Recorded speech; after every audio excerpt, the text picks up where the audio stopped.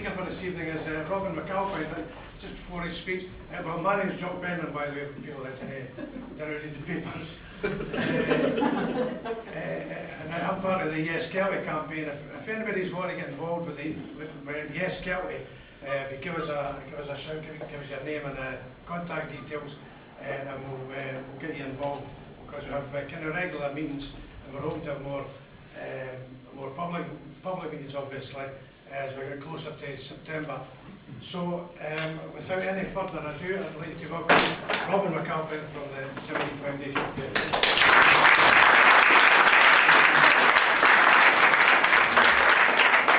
Right, first of all, check your homework, and whoever the one undecided person is in here, this whole evening's for you. For the rest of you, I am so delighted to be here to talk to you. It's always a pleasure. I want to talk Common Weal. You're already persuaded. Hopefully this will get you the kick to go out and persuade a few more folk. I won't ask who the undecided person is. And I'll start profiling you. Right, what I'll do is I'll talk for about maybe half an hour just about Common Weal, what we're doing, why, what it's about, what it means, and how it's going to help us win this referendum. I'll almost certainly stick in a good 5 minutes of cheering up for a fabulous Yes campaign that's had another miserable couple of weeks at the hands of the bad guys. And I'll just stop and ask, and it's just questions. You can just ask me whatever the hell you want. And since, if I put it like this, we are a friendly audience in here, do ask me some controversial questions that you don't usually ask, and I'll answer the questions to those as honestly as I possibly can. Right, Common Weal. I'm assuming people have kind of roughly heard a little bit about Common Weal, but let me tell you how it all kicked off from. About a year and a half ago, in conversations with a number of people in Yes campaigns, SNP and others, I've been saying, look, we've got to start taking this politics out of the kind of chattering class, middle classes who constitute most of Scottish politics, who they write the politics for, who they assume the politics pages. And to be quite frank, I was shocked with a number of strategists in and about saying, oh no, but it's really about the aspirational middle classes. I'm going to clip them in the ear and say, where are you people living? That Scotland is not a country that's run by or for the aspirational middle classes. It's a much wider, more diverse community than it is. And the people that you need to speak to are the people who've done badly for Westminster. The people who Westminster's turned over, and that's not the aspirational middle classes. So I came out and I thought, you know something? It's time that we stopped chatting and yakking and complaining and moaning. Let's get our act together and let's say, what would you do to make Scotland a country fit for its citizens? What we did was we said, we're going to kick off a project. We'll take probably 6 papers, and we'll use what we say. If you were starting from a blank sheet, if you were designing your country again, what would it look like? What's the best that you could make it if you did that? So we announced it. And what happened was the newspaper actually said, listen, it was the Sunday Herald, said, we want to write something positive, what you got? And I went, this project. And that was before me at 6 o'clock on a Saturday night. I wanted to get inspirational for us. 6 o'clock on a Saturday night, 2 pints, you'll be leaving Tuesday, but I do. And it did, we just started this project. So what we did was, for this project, we realised it was a thing, we didn't have a name for it. So we went out to a bunch of writers and poets and others, and it was really Ruth Bishop and James Robertson said, well, if you want to call your project something that's about a more equal, more balanced, more even, fairer, better Scotland, call it Common Weal. Old Scots term meaning well shared in common and for the well-being of all. It's a great, we'll call it that. So we announced that, we gave them basically what happened was we paper we had, I just went through it, took every mention of Nordic out and changed it for Common Weal, gave them it, and that was Common Weal launched. And immediately, we're knocked down. We were planning 6 papers, 6 reports. We're now at well over 50. Academics, thinkers, writers, economists, activists, everybody was phoning us up saying, we want to build a better Scotland too. We want to reshape this, we want to change this. White paper's okay, but it's not good enough. We want to do more, we want to go further than this, we want to build a better Scotland. Let's contribute. Now, that's an amazing thing to have. To get knocked down by people who want to write economic policy. I mean, it doesn't sound like the most inspirational thing ever, but hell, you don't get change without people that are willing to step for it and say, no, this isn't good enough, we're going to do something better. So we got these papers, we got all these reports coming out. And as we got towards the end of it, I realised, who reads 50 academic policy reports? They pay me to do it, look what they did to my beard. Great when this started. We need to find another way to get this across to people. So what we did was, we took it all and said, let's write this up as one simple thing. and we used a number of things. There's a whole bunch of things about UK politics I despise, one of which is that they do it, to all intents and purposes, they make it well be speaking Latin. And I do this professionally, and I don't understand some of the shit they say. And I read legislation, what's that, redistributive, Gordon Brown's neoclassical indigenous growth theory. I mean, what? How the hell can we run a politics in this country that anyone understands? So, the rules were quite simple. The whole project, we had some simple rules for it. Don't say you're going to do something and don't explain how, what it's going to cost, and how you're going to go about it. Because we're getting attacked by the other side, because they're on our back, nothing that hasn't been tried somewhere else and been shown to work. So when they come and say, this isn't possible, no, it's not. So everything in this whole project has been done. It's been done somewhere else and it's been shown to work. And then we wrote it up, and the rules there were straightforward. No charts, no graphs, no jargon, no bullet points, no references, no Harvard references particularly, no footnotes, no superscript, no italics, no bold. Write it down. And it's got to be a language that any 16-year-old in this country that's finished school could understand. So we did, we wrote the book up. Now I'd love to have brought you copies to sell tonight, but I'm kind of out. When the next lot come from the printers, they are still available. You can buy them now and they'll be with you in a couple of days on the website allofusfirst.org. So you get the book there. Now I sat down to write this book. I put in, right, that's not fair. I just put together the work that everyone else had done. And I was working my way through it and we were thinking, God, 50 reports by completely scores of different academics. This is going to be tripping over itself and disagreeing and it didn't. 50 different reports, no major contradictions, no major bits where one was saying one thing and another was saying the opposite. And that's when you know we are all working in the same direction here. There's something in this that means that all these people from wherever they came are pushing in the right direction, are pushing in the same direction. And they are, and this is the direction it's pushing it on. The direction it's pushing is to say, we've had a politics for 40 years in this country that left us all in a terrible state. It's a mess. It's created a Scotland which isn't even really what it should be. So, if you haven't seen the stats, I'll tell you them again. We live, if you're a worker, if you're in here, you work. You're working in the second lowest paid economy among the advanced economies. You work the third longest hours in Europe, and every time I mention Europe, that's out of 28 countries. You work the third longest hours and you have the fewest holidays. If you are a woman, you live in a country with the 8th biggest gap between male and female earnings in the European Union, and you're paying by far the highest price in all of Europe for childcare. If you're a pensioner, you get the lowest state pension in Europe of all 28 countries, and you're the 4th most likely to live in poverty. There's only 3 countries where you're more likely to live in poverty if you're retired. If you're disabled, you have the lowest disability allowances in Europe, and you are the most likely disabled person in Europe to live in poverty. If you're a child, you're in the country that reports the lowest level of happiness in the developed world, 4th most unequal country in the developed world, highest rail fares in Europe, 2nd highest housing costs in Europe. You can do this indefinitely. Britain is a country that was designed for its elite, for its powerful, for its wealthy, and the rest of us get screwed over. Now, how you know this works, how you can tell that this is the way that politics works, because it's a conflict model. This is what they've been telling us since Thatcher came, that if you put 2 people in a room, whoever comes back out alive must be the best. If you take that person and then you back them and you put them in another room, whoever comes out of that room alive, they must be the best. If you just keep doing this over and over again, eventually we will reach the perfect society. The losers will have lost, the winners will have won, and we will have selected the best. Except for, we all perfectly well know that all you did there was select the bullies and the psychopaths. It's the bullies and the psychopaths who win. It's the Amazons, it's the Tesco's, it's the people who don't care if they're putting people out of work. They're closing down the high streets, if they're destroying your local economy. That's who wins these battles, not us. Never us. We've got to get away from this idea of conflict politics. Because everything it touches, it destroys. Conflict property, conflict housing policy. Whoever is the biggest, whoever can buy up all the land, all the available land outside your house, can control housing properties. They can dictate what you pay for your house, and they make all the profit. You can, if you're a big supermarket, you can win, you can control, you can buy land just outside a town, build a shed in a field, fill it with cheap stuff from China and close down someone's high street. Close down the whole high street, we should all be delighted, over the moon. We know what the banks have done. We know how they really treated as like targets, like something that can be just turned over. So this problem, this fundamental problem of conflict, of a politics which says just let the biggest bully win and that'll be good for us all, it wasn't good for us all. But then again, there wasn't many of us that thought it would be. If you just see it out loud and you think, my God, let the biggest bully win, how's that help? So that's where we got to with UK politics.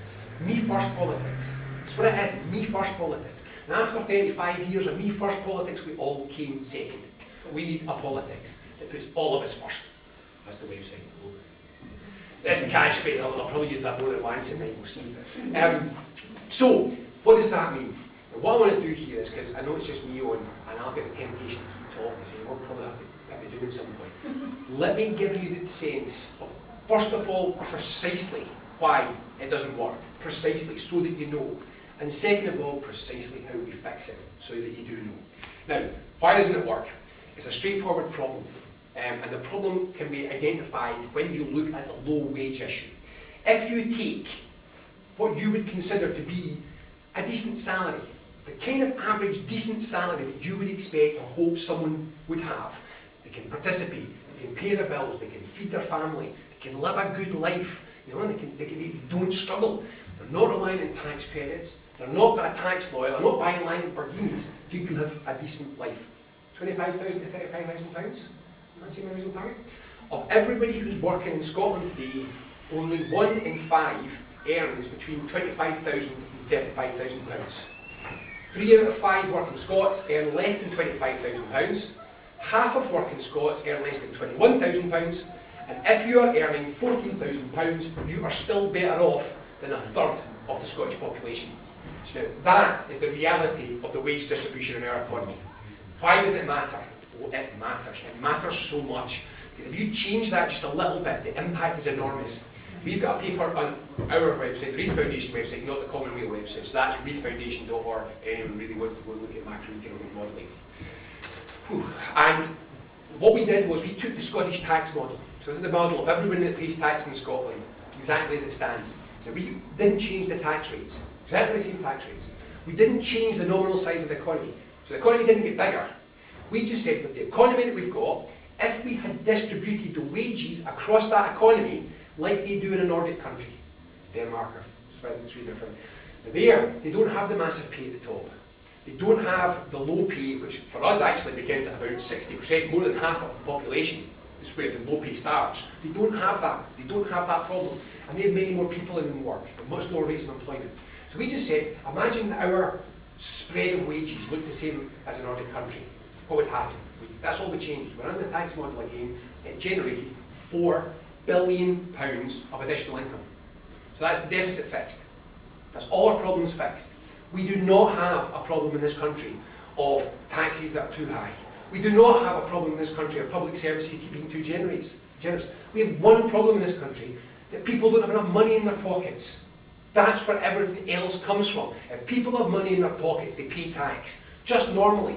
And if they don't, they rely on tax credits. That £4 billion, incidentally, doesn't even include what we'd save in tax credits.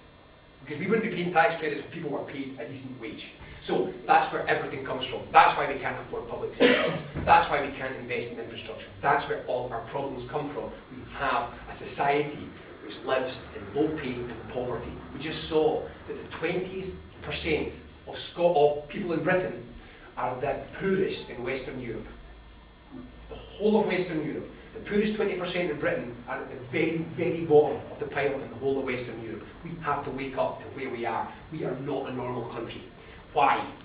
Now, this is straightforward. It all comes down to conflict, this conflict model of economics. If you're just going to let big people win, then they set the terms. The terms that they've set is what's called profit maximising. You may have heard this. The whole point of the economy is to maximise profit. That's good for you, isn't it? No, it's not good for anybody. What maximising profit means is to take as much out as you can while putting in as little as you can in the shortest possible time. That's profit maximisation. Now, what that means is, build a shed, that's cheap. Fill it with Chinese stuff, that's cheap. Don't pay your taxes, that means you can always undercut the local economy and you'll make your profits very quickly in that one. Or a bank, sterling. If you borrow money, if you borrow sterling, you're a big player, not you. No, you borrow sterling and you'll be paying it back for forever. You borrow sterling, you're a proper player, and you haven't made a profit in a couple of hours, you done something wrong. Sterling is run at phenomenally low borrowing rates to make it perfect for financial speculation. It's one of the reasons why they won't shift to interest rates, because they don't want people to do what they should do with money, which is invest for the long term. They want people to speculate wildly, because every time they speculate wildly, it makes it look like the GDP is getting bigger, the economy is getting bigger. It's not. It just looks like it is. That's what went wrong. That's what Gordon Brown did. He made it look like the economy was getting bigger, but it wasn't. It was all fake. It was all jiggery-pokery around the edges.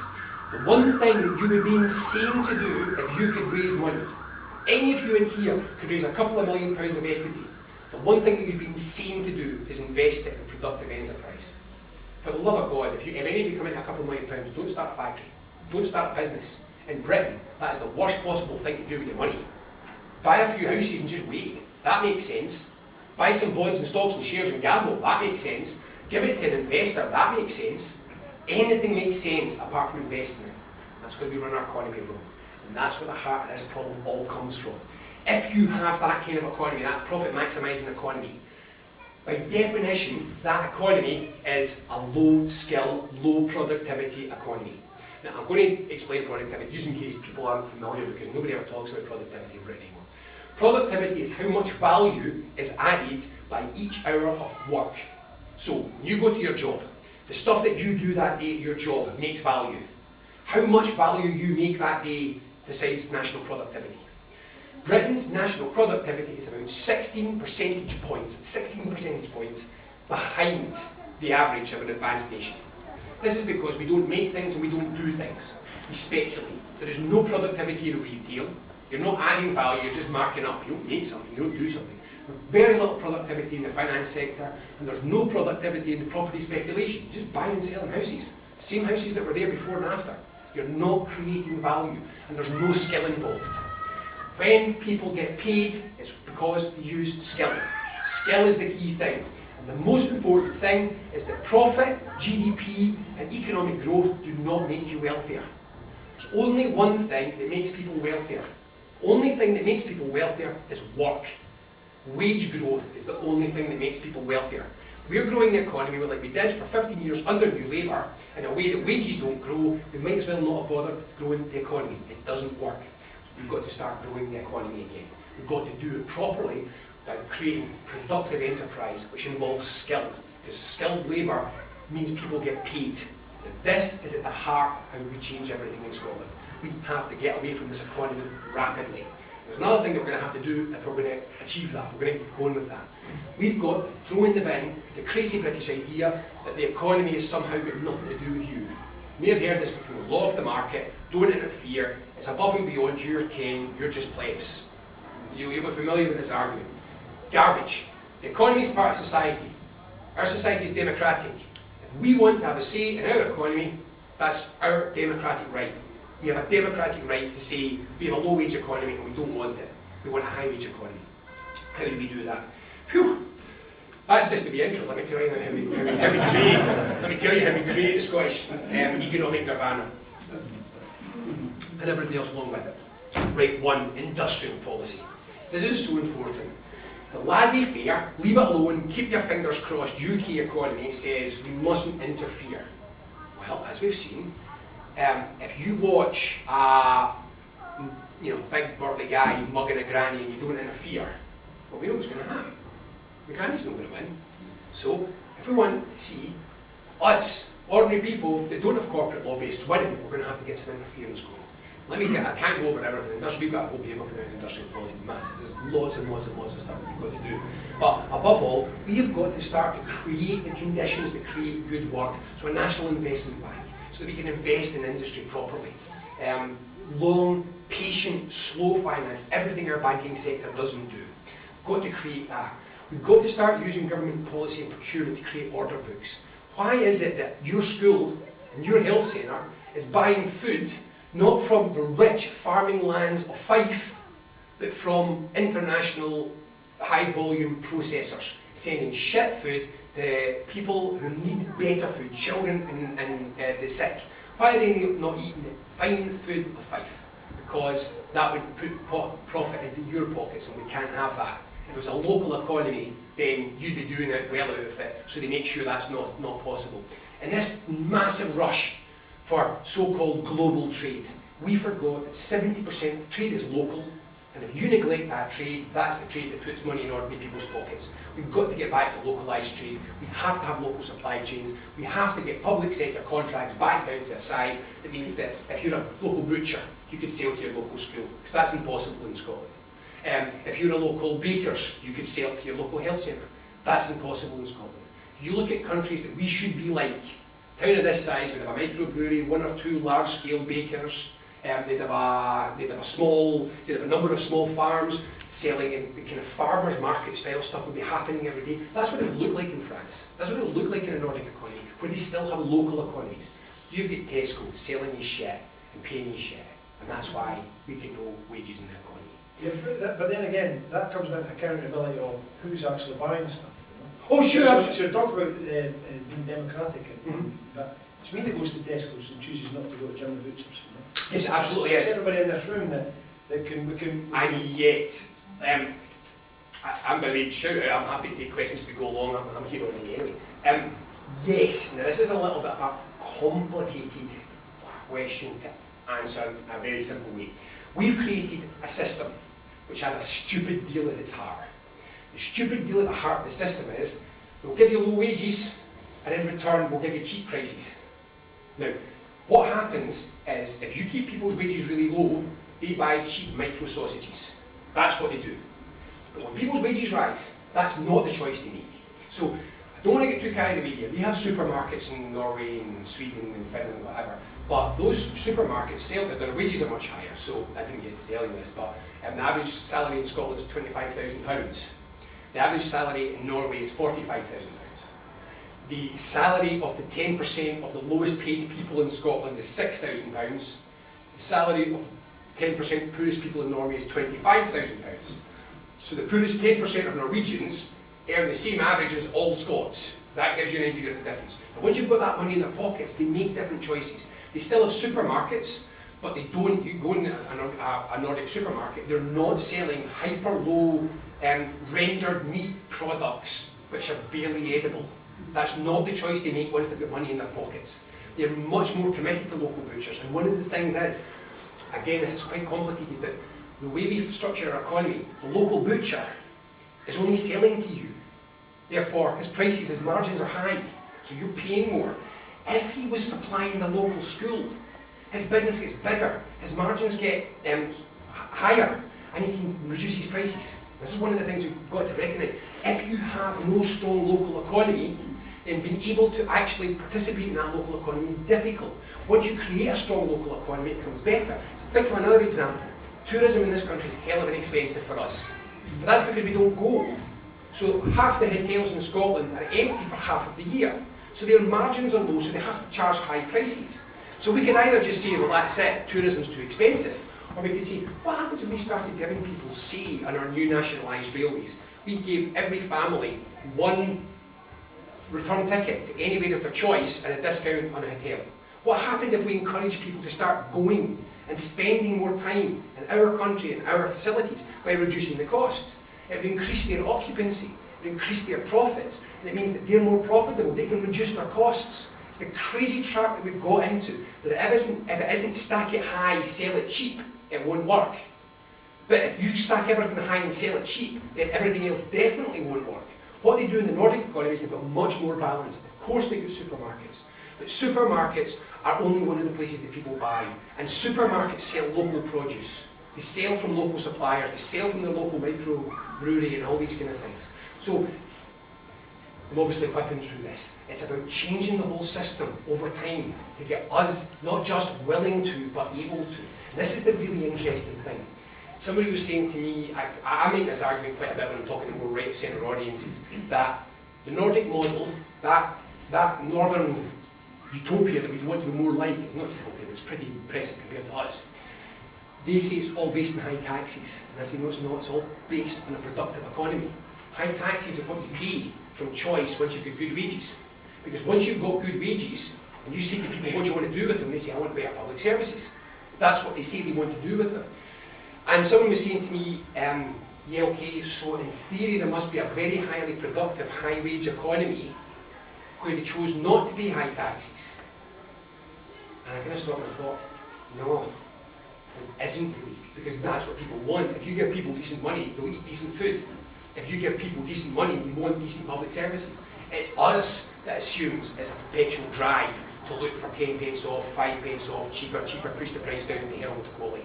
This is all part of an economic system which feeds us shit wages and then feeds us shit food because we can't afford good food nor shit wages.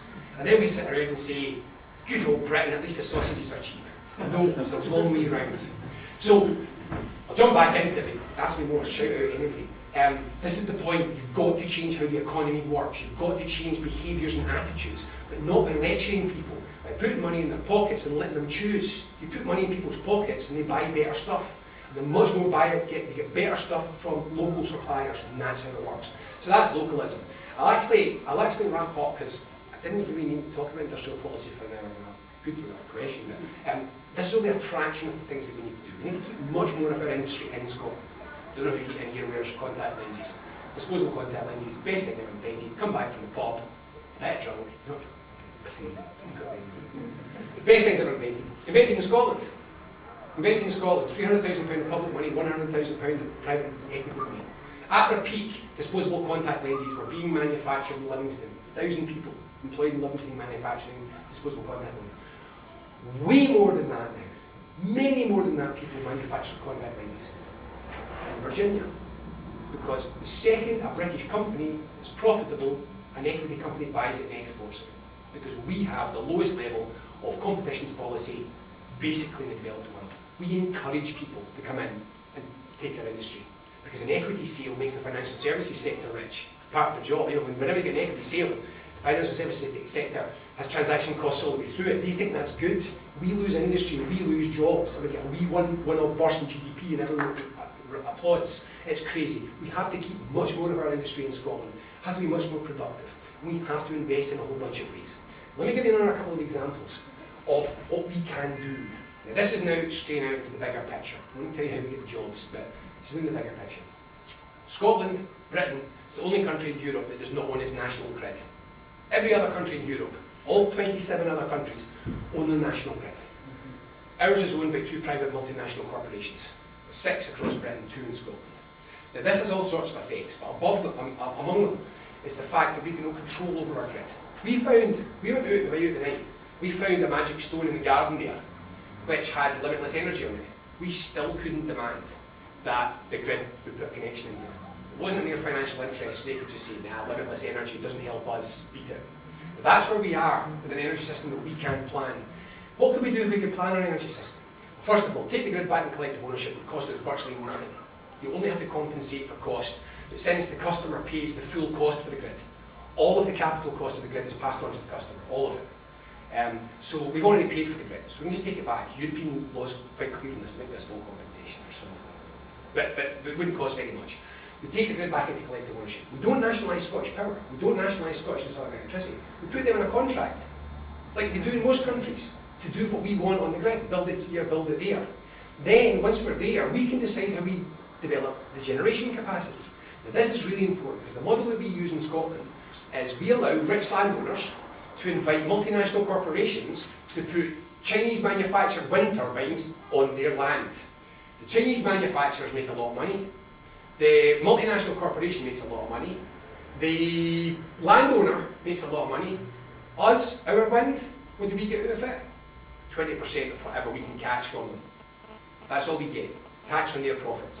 Why? Why are we so generous like this? God knows. I don't understand it. If we were owning the grid, we would control where and how we develop energy in a collectively owned system. We could do this so easily, because energy is one area whereby there is no risk. Everybody needs electricity. The entire generation capacity will have to be changed. It's all running out. All the thermal generation is running out. We have to replace it all over the next 20 years. We will be paying for it anyway. So here's the question. Do we want to pay for it in such a way that it makes multinational corporations, Chinese manufacturers and rich landowners wealthy? Or do we want to take another model? Because what we can do very easily is set up a national company, or a number of small local companies, develop energy collectively, so you can decide where your local energy is. And if you don't want a wind farm next to you, that's fine. You'll lose the income, You know, you just have to be the choice. But then if you do want it there, you can control how big, how much, how far, and you get the income from it. But above all, there's big benefit here is, if we do that, we can decide when we manufacture the kit. If we have energy at our control, we can say no, we'll manufacture all the renewable technologies in Scotland using Scottish hands. This can create tens of thousands of jobs straight away. High quality manufacturing jobs immediately. And what does it cost us? Nothing more than it would anyway. China might be 10%, 20% cheaper, but to be quite honest, those 10,000 jobs, just the tax credits that we'd save in putting 10,000 people into work, would pay off any difference between the two prices. We can do this now. We can build a big, major national programme of housing immediately. Housing is another area where you get income. Remember that with energy, the full cost of energy passes to the customer. In housing, you get rents. You get paid back from the rent. We can borrow 30, 40-year mortgage-style borrowing and have a massive programme of extremely high-quality public house building, public rental house building. So, you know the German house factories you see on the television, but these fabulous high-tech, brilliant houses, quickly, cleanly, efficiently, and inexpensive. We can do that. We can set that up. We can start to create these tens of thousands of jobs. And the aim here is to get where Germany is. In Germany, even young professionals, young doctors, young teachers, they don't want a mortgage. They want a nice house that they can rent. Maybe one day when they're older and they're kids and whatever, then the idea that they with a mortgage, millstone round their neck. And they're right. It's only in this country, because housing has been used as a speculative thing to make profits. It's only in this country that not having a house is a disaster. In Germany, they get these long leases and top quality public rental houses, which are such that they can adapt them however they want. They want to decorate them, they want to change windows, they're allowed to do it. They may live in them for 20 years, they only maybe move if their job changes or if they have a family. But that's the model that we can get to, because our house market's out of control. It's about to crash the UK economy again. Mark my words on this one. The financial services sector is in every bit as dodgy a shape as it was in 2008. And the house price bubble is going to tip it over again. I won't be too depressing. Right, so we're doing these sorts of things. What other things can we do? Let's go a couple over and I'll sit down. What other things can we do? Well, who's happy? That's an easy question. Who's happy with the bank? Right. Why have we done nothing about it? Germany, Japan, both of those countries, 75% plus of the banking market is publicly owned. Their banks do the following: give you a current account, give you a loan if you need it, give you a mortgage if you need it, credit card, debit card, all the usual, end of story. What they don't do is send you material trying to encourage you to get loans you don't need, pester you all the time, phoning up saying you want a customer service at me. They're just trying to sell you shit you don't need. The German banks don't do that. Japanese banks don't do that. So, very straightforwardly, very easily, we just get every local authority in Scotland to set up a small local community bank. It wouldn't cost very much. From that point, a reliable, solid, boring community bank. Your money's safe, it's got all the services you need. You do it immediately, then it's up to you. If you want to stay with a crazy, risky bank, knock yourself out. That's your call. But if you want a steady, boring banking system that does exactly what you need it to do and doesn't pester you the rest of the time and doesn't crash, move to your local bank. And once we do that, we've got a banking sector that works for us. It's not exploiting us. Oh, I can do this for a long, long time. The book, which I've got a copy of, has got literally hundreds upon hundreds of these sorts of ideas, things that we can do with the powers of independence that will change everything. Childcare, renewable energy, on participatory democracy, changing things with the political, that's a big one, changing things with the political parties who no longer dominate our lives. Break that model. Well, I tell you how, because that one's got a great cheer from a couple of people. I have been in politics my whole puff, and I like politicians, and they do mean well, but they get stuck in this stupid system, which means once they're in, they've all got their backs against the wall and their guns are all loaded, and they say, actually, it could be done better this week. No, that's not good. We've got to learn to say, maybe people other than me has got a good idea. So what we've suggested is that we change this forever. That we put in place things to make sure it never happens again. It's the kind of politics, the bunker politics we've been facing in Britain. So for example, we've got the worst local democracy in the developed world in Scotland. Where's your local authority? How far away are you? 9 miles. Well, you're doing quite well. It means it's 40 miles away from me. We've got a local authority in Scotland that's the size of Belgium. Who's that local? No, Highlands. Highlands is the size of Belgium. Just land area the size of Belgium. Remember that Strathclyde doesn't exist anymore because South Lanarkshire. We've got the biggest, by a factor of about 50, we've got the biggest and most remote local authorities in Scotland. And this is the only country in Europe where a town your size has no say of any description in how your town's run. None. Think about it. If you wanted to put a plaque in the wall, you could send one councillor to Glenrothes to beg on your behalf. And if the rest of them say, nah, we're not putting plaques up this week, that's you finished. An entire town of sentient adults aren't allowed to put a plaque on the wall. We need another layer of local democracy in this town, and every town like it. And you know that in Norway, see a town of this size, it's community council, what we would call community council. In Norway, that community council holds the budget for the hospital and the school. I don't know what the hospital service you've got like, but we've got 5 days a week. If we wanted in my wee town to have our 5 day a week accident emergency extended to 7, that'd be up to us. We need to shift the money from somewhere else, or raise taxes, or maybe we need to do some sort of fundraising drive or something or other, but we have the power to do that. Because we'd say, South Lanarkshire Council says that's inefficient, but I don't care about inefficient if my daughter gets a burn at 6:30 on a Saturday evening and my nearest hospital's 40 minutes drive, and it is. So we can do that. Local democracy. No more appointments. Government just appoints its pals to things with no discussion. Rich people run this country, appointed by other rich people. Why? There is no reason not to elect people. So you pick anything that people are appointed to. We could elect them instead. We could give them a chance. And I just pick something like, say, the Scottish Arts Council. Scottish Arts Council, Creative Scotland. That's filled with bankers. Why are bankers around the arts centre in Scotland? We know who the practising artists are. Why don't we let them elect the board from among the people? We've got a disabled commissioner who's appointed by people who can go tap dancing 5 nights a week. Why doesn't the disabled community allow to vote its commissioner? We've got universities. They're appointed by other rich people. No discussion and no debate, just up between themselves. Why can't the students and staff vote for the governing body of their university? This happens other places. Why don't you trust us? Why don't they trust us to run our country? Because we don't let them get away with what they're getting away with. Expert groups and decisions. This is the one that I think could revolutionise everything. I feel so strong about it. Because I work with government. Every so often you get to a point in government wants someone to give them some advice. What do we do now? So what do? They get half a dozen rich people, and they're always over 60. I mean, they never set up these groups with anyone in them who's in the bottom 95% of the population. Remember, to be in the top 5% of the population by earnings, you only have to earn about £50,000.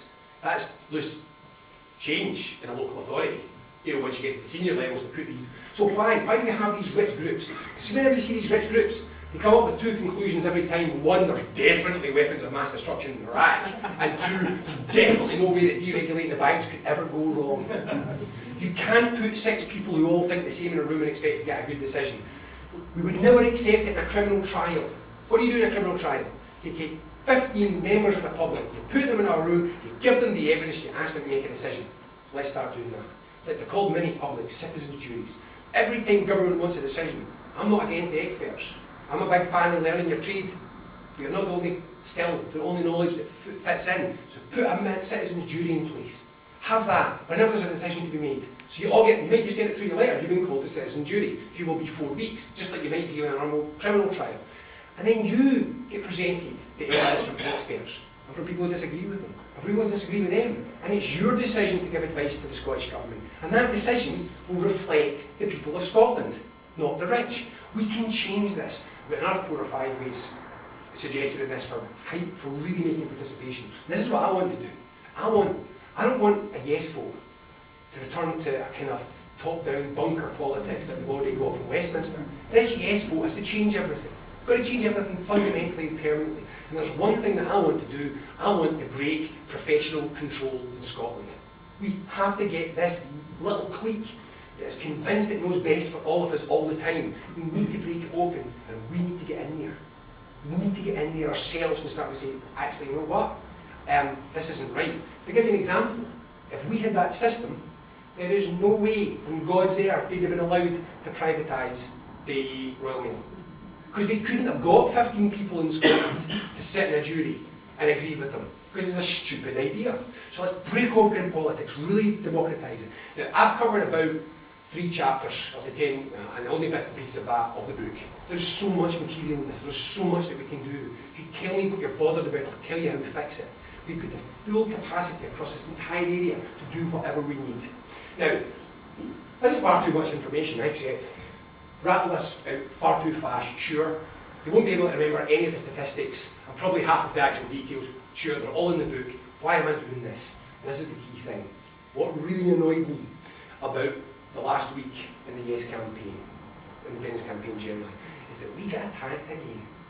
Really nastily attacked, and I'm sick of it. You know something? I'm sick of them, other side, telling them I'm vile. I'm not. I'm quite nice. I really am. I pick up litter to help old folk across the road. I'm not a vicious person. You lot look quite pleasant to me, and dear, all but one of you are the enemy. You know, you are all the evil cybernet conspiracy that's going to bring down society. I've had enough. I've had enough of this nonsense. We are not bad people. Tell you who's on my side.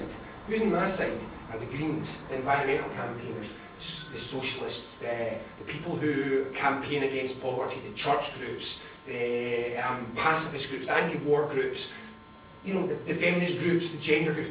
They're all on my side. Who's on their side? UKIP, the Scottish Defence League, the extreme end of the Orange Order. And they're calling us horrible. I've had enough. I've had enough of this, because it's getting our heads down. And this is the thing above all which makes me sick about Work Together, is, you know how they call it Project Fear? And you'll hear a lot from our side about it, it's fear against hope. Right, okay, I hope I don't disappoint you too much by saying it's got nothing to do with fear against hope. This is a misreading of it. I'm a political strategist, this is what I do for a job.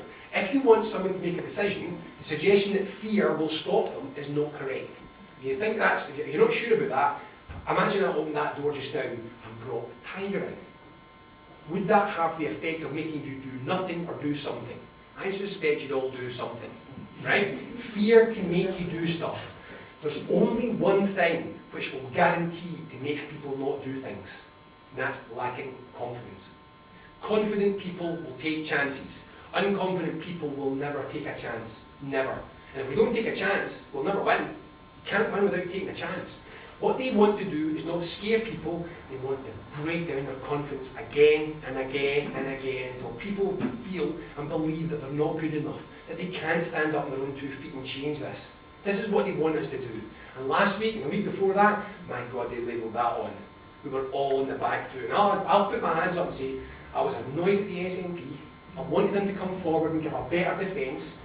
You know, that whole Claire Ladley business and the whole, we didn't do anything wrong there. None of us did anything wrong there. So step forward, stop greeting and say, this is wrong. Our campaign is an honourable campaign and did nothing wrong. I wanted to hear that. And nobody's perfect. But why was you at Scotland having a dig at Wings this week? And why? They're not perfect. Nobody's perfect. But let's stand together. Let's stand up tall. And let's say we're not being bullied by this stuff. We need to build our confidence back up. We are the most amazing movement. I've been involved in all sorts of stuff. I've spent my day, I'm supposed to stop talking, but since I spent my day with the kind of leading lefties of the London Metropolitan State, with the good people. And they're all up here to see what they can learn from us. Genuinely, they're fascinated. This is the senior left, and not Labour, obviously, senior left thinkers in London. They're all coming up here, and they're so fascinated. And they keep saying, I've never seen anything like this. Public meetings. I mean, one of them was saying, we've got a really good, lively public meeting that we do once a month in a pub in London. It's just packed, we can have 80 people at it. So I have 250 folk in Motherwell on a pissy wet Tuesday night. And I've got like 60 folk in Kelty, 50 folk in Kelty. You know, you're in London and you're celebrating 80. You're Leeds, we're alive. Look at this place. It's amazing. I've been involved, I was telling them, I've had 3 shots at this. I was doing just about old enough. I went down to London in 94, 95, just at that moment when Tories were coming to an end, and it looked like this could be a chance to really change Britain for the better. Well, that went well. And then, 10 years after that, I was with a lot of the anti-globalisation people and the Make Poverty History people. We marched and we talked and we had ideas, and how did that go? This is my 3rd shot in changing the world in my life, and I'm scared I don't get a 4th. We can't mess this one up. For now, the day this is over, we've got to work going to get out there. We're going to make sure that this one isn't a missed opportunity. Because all the stuff that I've talked about today is the story of how we can change it. And the reason that I rattle it off at a rate faster than you can tell is I just want you to leave filled with the confidence that there are people in this country that know how to do it. That there are people in this country who are clear on how we change it, what we do, the kind of country that we want, the kind of country people say they want, the steps that we've got to take to get there. We have everything we need in this country. We're resource rich, we're people skill rich, everything we need we have in this country. All the knowledge we need to do this, we have in this country. And incidentally, among our many friends around the world who are itching to come and help us if we vote yes. The world is filled with brilliant people who would love to see Scotland go independent, who would love to help us to build this kind of economy. We have everything we need. We have everybody we need. We have the will. We have the will in this country. Scotland wants this. There's no question in my mind. Every time that they get a chance to vote, people of Scotland vote for whatever's closest to this. That's why they left Labour and went to the SNP, because the SNP became closer. They need to go closer again. I'm not content with corporation tax cuts and leaving Scottish and Southern in control of energy. So I want to see more from the SNP. But the will is there to do this. We have everything we need. We have everyone we need. We have the will. The only thing we lack is the power. And we tell this people. We tell people we've got it. We're ready to go. We don't need anything. We're ready. Let's just go. All we need is the power. And to get that, quick tick in the box, and we're off. And we're aware of here. Independence gives you power. We've been a powerless people for so long.